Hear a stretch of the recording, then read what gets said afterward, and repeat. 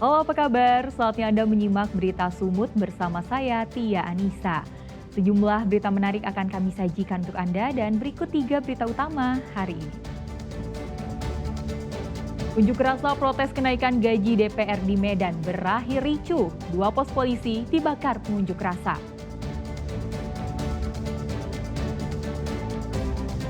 Seorang pria menyiksa kekasihnya hingga tewas.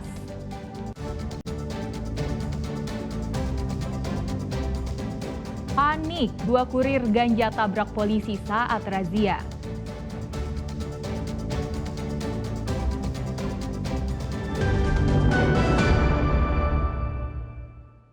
Kita ke informasi pertama. 2 orang sopir dan kernet truk box asal Bekasi, Jawa Barat jadi kurir ganja. Sebelum tertangkap, sopir sempat tancap gas dan menabrak salah satu anggota Polres Labuan Batu saat razia.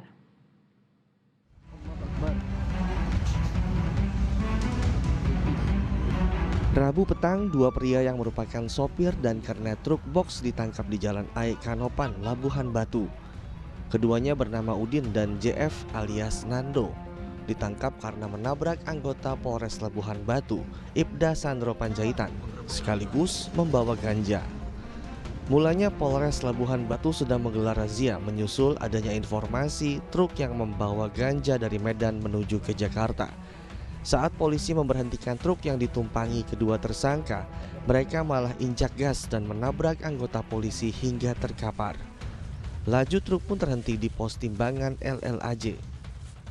Ketika diberhentikan truk tersebut oleh anggota kita, supir tersebut tancap gas, tidak mau berhenti, tidak menghiraukan arahan yang diberikan petugas, sehingga supir tersebut menabrak salah seorang anggota kita.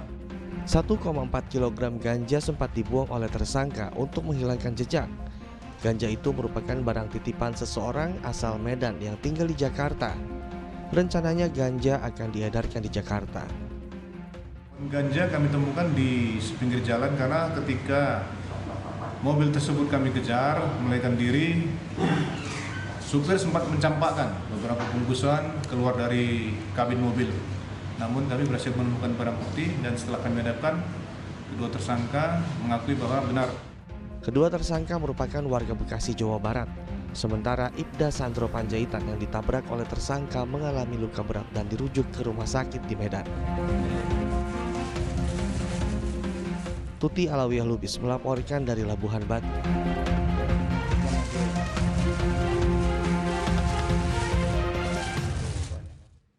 Seorang pria di Medan menyiksa kekasihnya hingga tewas. Motifnya tersangka kesal karena korban tidak mengurus kasus tindak kekerasan yang pernah dilakukan oleh tersangka pada tahun 2023 sehingga tersangka saat itu menjalani hukuman.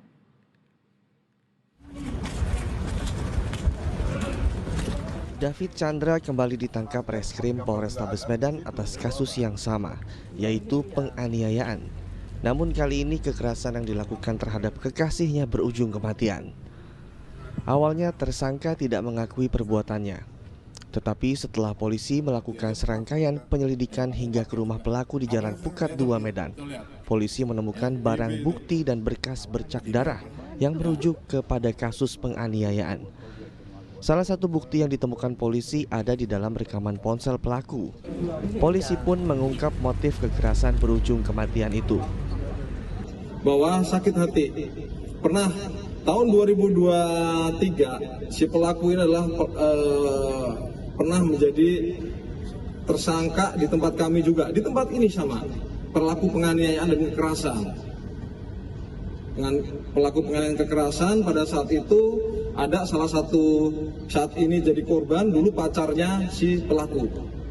Pernah meminta tolong kepada si korban untuk mengurus perkara tersebut. Ternyata tidak dilakukan pengurusan sehingga pelaku ini menjalani hukuman. Atas perbuatannya pelaku dijerat dengan pasal 338 dan pasal 351 ayat 3 dan pasal 333 ayat 3 KUHP dengan ancaman hukuman 15 tahun penjara. Muhammad Hamdani melaporkan dari Medan. Puluhan penyidik Kejaksaan Tinggi Sumatera Utara Kamis siang menggeledah sedikitnya 6 kantor, termasuk diantaranya BPN Deli Serdang, PTPN 1 dan pihak pengembang swasta Ciputra Land atas dugaan tindak pidana korupsi atas penjualan aset.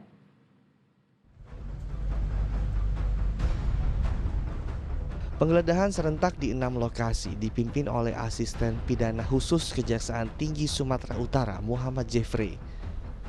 Lokasi yang digeledah pada Kamis pekan lalu diantaranya kantor Direksi PTPN 1 Regional 1 Jalan Tanjung Morawa, Jalan Sisingamaraja Kilometer 55 Tanjung Morawa, ruangan manajer dan penyimpanan arsip PT Nusa 2 Propertindo. Tim lainnya dalam waktu bersamaan menggeledah PT Ciputra Land dan PT Deli Megapolitan kawasan residensial. Tindakan penggeledahan tersebut dilakukan setelah sebelumnya penyelidik pada Kejaksaan Agung RI melakukan serangkaian tindakan penyelidikan atas dugaan tindak pidana korupsi pada penjualan aset PTPN 1 Region oleh PT Nusa 2 Propertindo melalui kerjasama operasional dengan Ciputra Land. Petugas menyita sejumlah dokumen dan perangkat digital. Kejaksaan Tinggi Sumatera Utara mengendus indikasi kerugian mencapai ratusan miliar rupiah melalui penjualan aset dengan proses peralihan hak guna usaha menjadi hak guna bangunan. Tuti Alawiah Lubis melaporkan dari Medan.